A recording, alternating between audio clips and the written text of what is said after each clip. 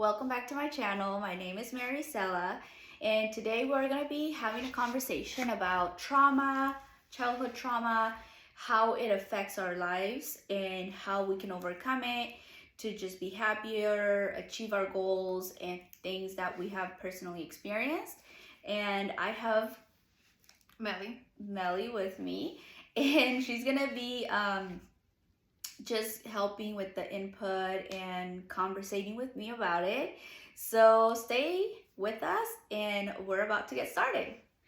So I jot down some questions that is gonna get us started. So the first one is, what are generational trauma traits? What is that for you? Things that come up in your past from your family that you see reoccurring now. What would be an example? Something that comes and stems from your mother that you are now seeing yourself doing at this stage in your life now. But I mean, it could be also from your dad if you grew up with your parents or your family. Right? Yeah. So what you saw growing up. Mm-hmm. So, do you go ahead? So, for example, like just to give an example, like for men, like maybe you didn't see healthy, good relationships, so maybe it's affecting your relationships in your present moment. Yeah, that could be it.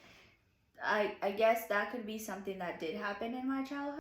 Yeah, I feel like the way I was raised with a single mom, it was very I feel lucky because it made me a very strong woman and it made me very independent and it made me think, okay, I have to be able to do it, whatever it is in life, right? Even having kids and raising them on my own. I never had to raise kids on my own besides my brother that I raised for a while from when he was 14 up until, when he was 21 or 18, and he slowly but surely got on his own, and he still is with me, but he's on his own. Like, he pays all his bills and pays everything. So, but the main thing is that I feel like that personally does affect how I view life and how I do life. Because a lot of people are like, oh my God, you're such a strong woman, this and that. You do all of this on your own or whatever.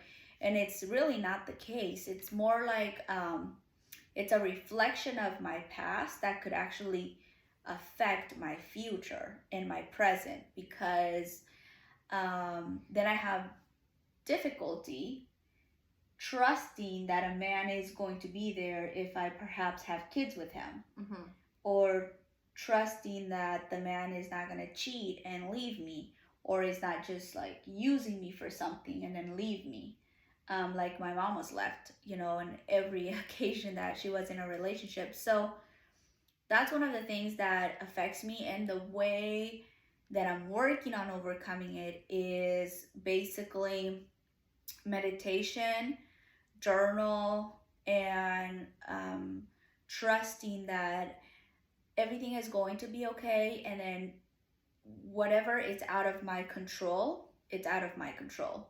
Like, I could be the most perfect woman, in shape, educated, have a lot of different things going on for myself, and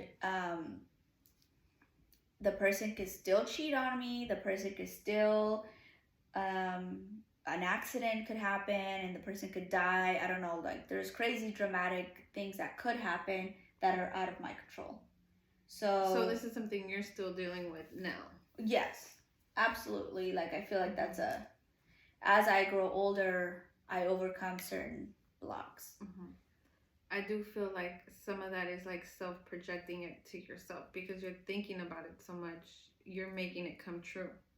Yeah. So maybe stepping out like of your head and seeing and actually manifesting what you want. So if you want this healthy relationship, you have to see it in a healthy way. You can't be like thinking what if it turns out exactly how you want it to be? Yeah. You know? No. There is, that is the difficult part, because I feel like I physically and mentally, But do you do that? yes, otherwise I wouldn't be in a relationship, and I would have like been killed by man, or kill them, or not probably, that's a very strong word, but we have a very healthy relationship where I'm able to do anything and everything I want, and he's able to do everything and anything he wants, and we've learned to give each other space and whatnot. um, but I'm definitely at a stage where, for example, I analyze whether I'm gonna have kids, because I really want like a lot of kids, but it's a very hard topic. And then I question myself, like I park myself and I question myself. Um, am I afraid of repeating my mom's story and ended up being a single mom? Am I reflecting that into myself and living on fear of that, or am I simply also not ready for it, because um, you could simply not be ready for it, and it's okay to not be ready for it, and it's okay to also be in different phases of your life. Yeah, but you're never ready for anything. I feel like, Yeah, but I think you can, even if you're not ready, you could prepare yourself a little bit better, that's true. because like I mean, Or there's there's never a right time, but you can prepare yourself for it to be the right time. or to be better than just kind of going everything on a whim. Mm-hmm.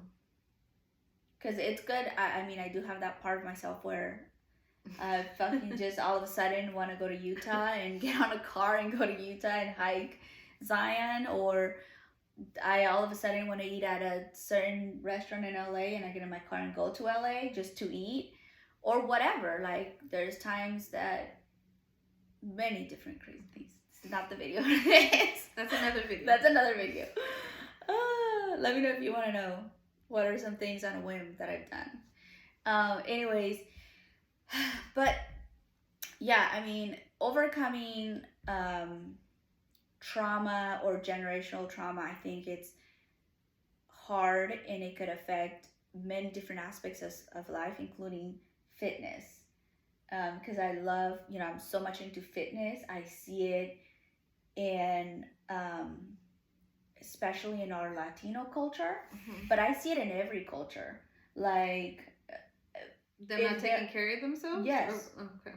Because the way, like, if you're raised like eating a certain diet, that is part of your internal self.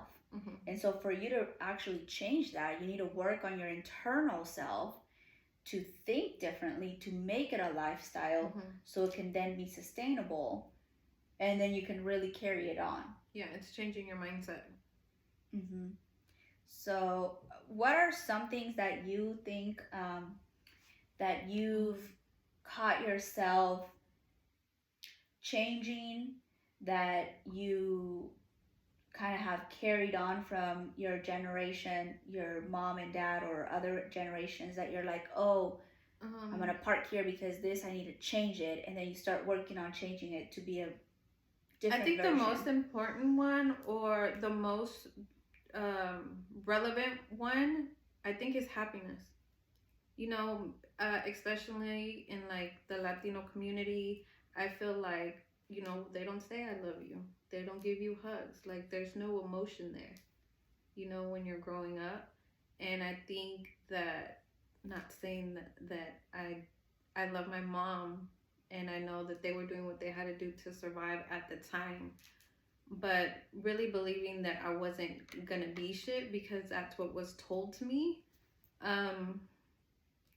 And realizing that that's not the case. So you have to completely do a mind shift, like change your mindset.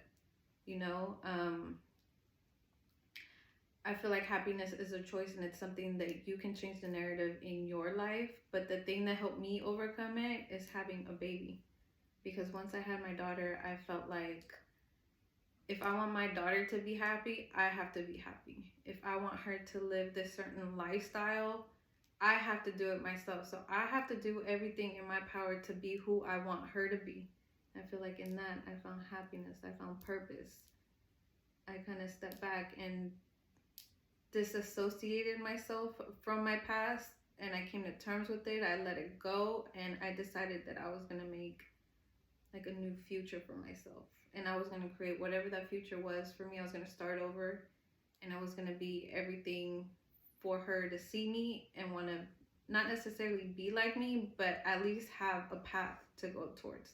Because I feel like in the Latino community, they give up everything to come here, but then what? They get stuck and burn out and work, and then forget about their purpose, their passion.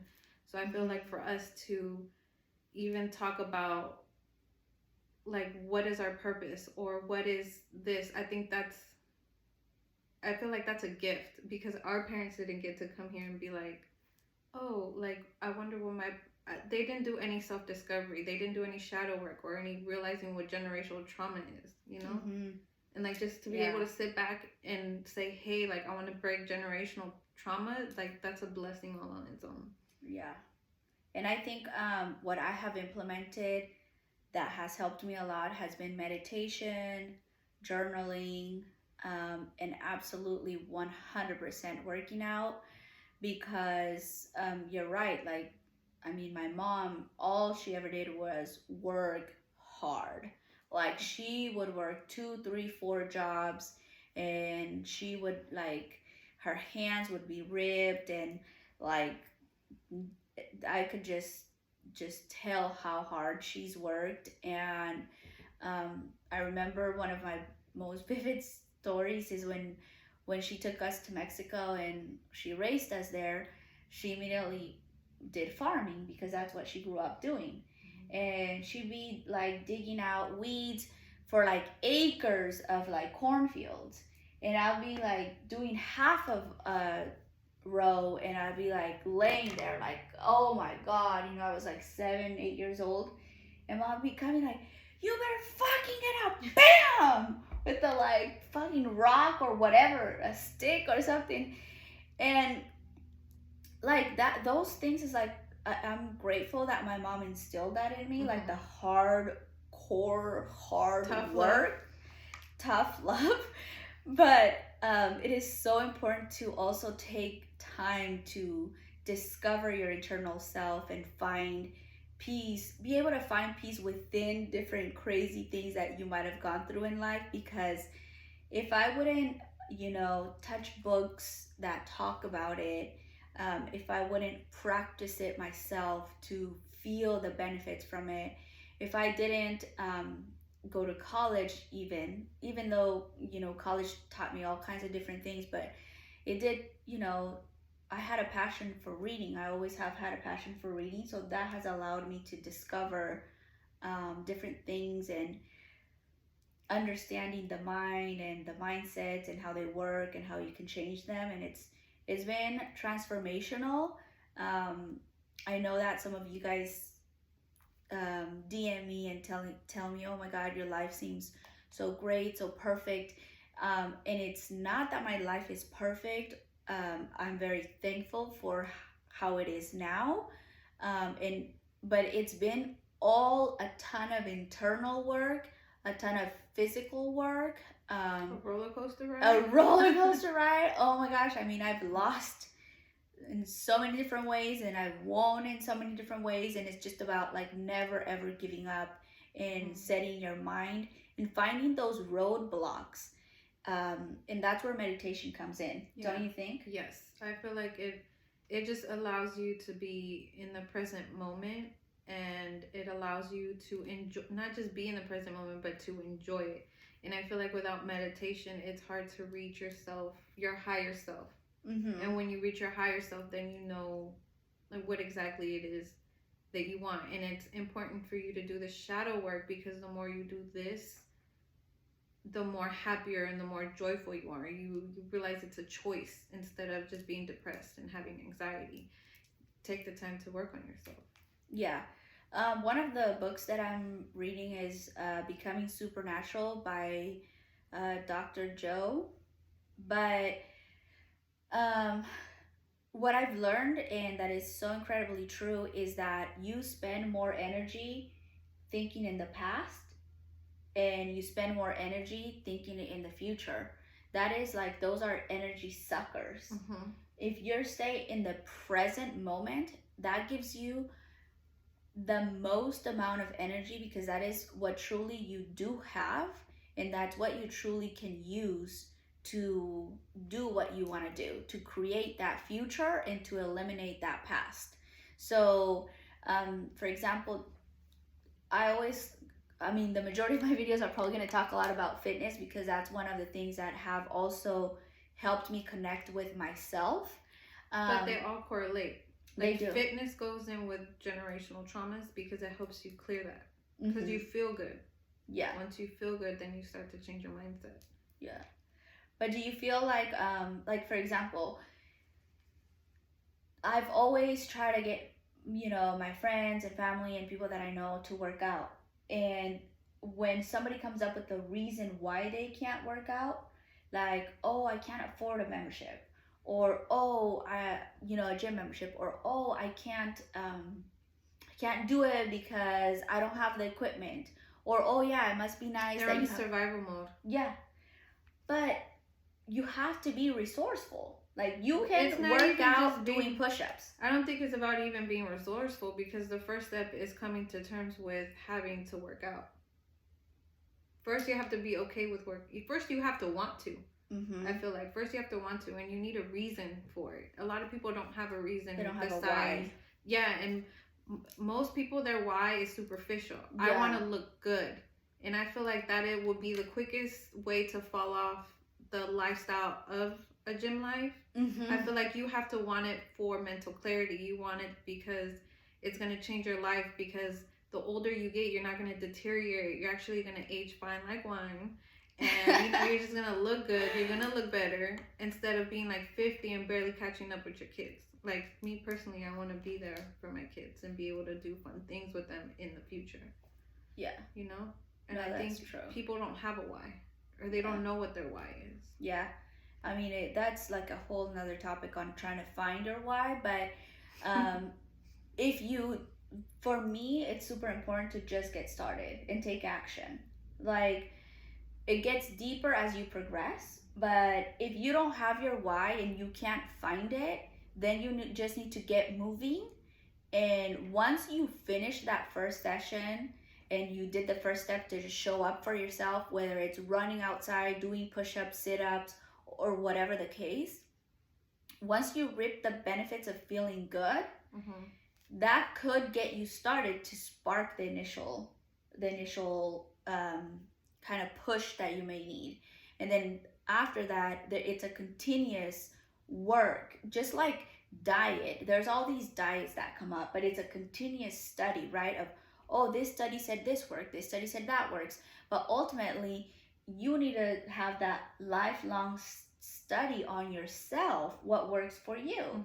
Because maybe milk is fine for you, but everyone's milk different. For me is not good. Like, it makes me feel sick. So everybody's different, and that is the beauty and the hard part of life and psychology and overcoming the traumas, is that the complicated thing is that we are not all going to have the same traumas, and our path is not going to be exactly the same. Like, everything that I did to overcome mine may not work perfectly for you, because your traumas could be slightly different, and you had to find yours. And it required personal work. Yeah. Right? Nobody handed over to you. No, it takes the initiative to take the time to want to change. Like, you have to want it, and you have to figure it out yourself. Because how do you think was your, like, how have you been figuring out? Through what channels? Like, what are your tools? Like, are there books? Are there audiobooks? Are there a combination? Is it your workout, your eating? Or it's all of it. It's all of it combined. It helps you really work and sort through it out. The most important thing is talking to yourself, being your own best friend. I think spending time alone is very important. But I mean, my why is, I feel like, because I had a kid, is my daughter. Because here I am, 21. My life is a hot mess, And then I'm having a baby that I was not at all ready for. It really makes you take a step back and look at your life and what direction you want to go in. And I knew that I wanted a better life than what I had for her. That's my why. But a lot of people don't have kids and they're still stuck in this depression or anxiety state. So it's something they have. I feel for those people, you have to take initiative and accountability on yourself to want to change. Yeah. Or to want to break those cycles, or if things are not working in your favor in your life, take a step back and ask yourself why. Mm-hmm. And then also, like, the tools that I think anybody can look for, that we all have access to. If we have internet, if you're able to watch this video, you're able to find the tools, because it means you have internet, right? So things that have helped me have been books, YouTube videos that talk about it, fitness, and eating well. And of course, a lot of other little miscellaneous, like I told you guys, meditation and journaling, etc. But you need to find which one of these avenues are going to work for you, because not everything is going to work for every single person. No. But we all are able to find, through our search and through lots of soul searching, literally, you find what works for you. And once you break through, you're liberated, and you're like, when you're in a tough situation, you really just revert back to what you learned. And there's been times that I even go right back to a book that taught me something, and I researched the page, and I'm like, yeah, this is exactly what it's telling me that is happening to me. And then I use those tools as I'm moving on. And so, yeah. Anything else you want to add? No, let's wrap it up. Mhm. Yeah. All right. Well, thank you so much for tuning in. I hope you guys found some valuable points. It was a little bit of a deep conversation, I would say, and we're going to do segments of different things and different topics, but I really thought this could benefit many of you to start not only your fitness journey, but to create a better life for you. Just by the simple fact of sitting back and analyzing where the behaviors are coming from, and then finding tools that will cater to your particular situation, so you can then achieve everything and anything that you want. You want to add anything? No, you got it. Okay. Alrighty, well, thanks so much, and we will see you guys on the next one. Bye.